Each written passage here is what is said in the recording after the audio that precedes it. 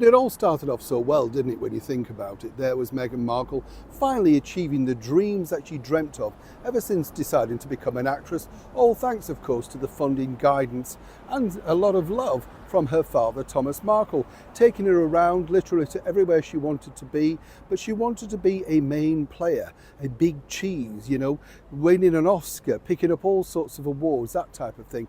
Nothing wrong with that. Lots of young girls dream of that. Not many people make it. Meghan, some might say, has actually made it. And the real icing on the cake was truly this. But are the wheels now about to fall off this once, well, seemingly happy dream? As ever, let me explain. Hi, lovely to see you today. Thank you so much for your time, as ever. By the way, over here on this day, 1955, apparently food rationing finally came to an end. You wouldn't think it, would you, when you look at all the stuff that has shrunk down? Yeah, you know what I'm saying? I think we're still on food rationing. Are you on food rationing around the world? Whatever you buy, it's just rubbish, isn't it? Tiny, tiny portions. There's a thing called Ritz biscuits over here, maybe something different in your part of the world. They used to have mini Ritz. Now the main Ritz are the mini Ritz. They're that tiny, you know what I'm saying? It's ridiculous. Now let's get back to your royal story of the day. When you think about it, or just over a year and a bit ago now, a year and 3 months say, Meghan Markle really achieved her mega dream because lots of people wanted to be signed to this particular agency, William Morris Endeavour, a big agency that can make stars of people literally, or established stars that now need a rejig of their career.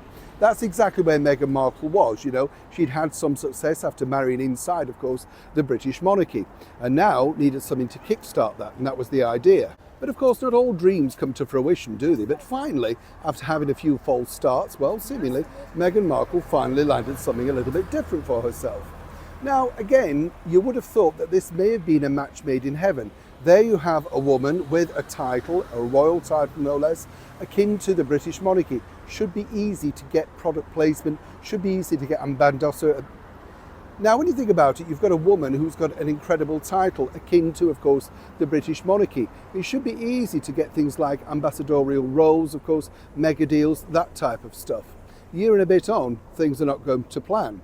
Now, according to a very well-placed source who's been working with Meghan on various projects up until recently, well, and as ever we have to say allegedly, is the bottom line really is the fact that, she's very frustrated at the lack of things that are coming her way.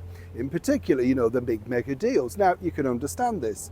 Apparently, the agency's argument is that you need to get out there more. The thing about being in Hollywood is being vital, being seen, going to the parties, mingling, that sort of stuff, red carpets, Oscars. Apparently, Meghan, though, sees herself as something as a Greta Garbo, where basically each and every time she comes out of the Montecito mansion, it should be an event that absolutely stuns the world. And in part, she's possibly right, because she always gets the front pages, gets talked about, but it's not transmitting into deals.